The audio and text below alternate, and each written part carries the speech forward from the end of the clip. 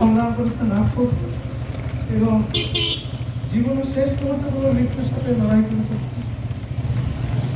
অনেক কষ্ট করেছেন একটা স্বাধীন দেশের জন্য, একটা সুন্দর সমাজের জন্য, একটা সুন্দর বাংলাদেশের জন্য, আমাদের ভবিষ্যতে সুন্দর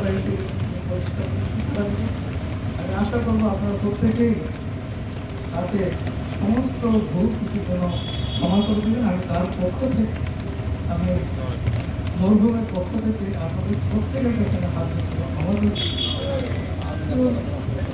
আমি চাই আপনারা প্রত্যেকে তার জন্য অন্তত দোয়া করবেন যে আল্লাহ যেন তাকে শুধু জান্নাতি না, জান্নাতের দোষ নসিব করে। রব্বির হুকুমত তোমার রব্বির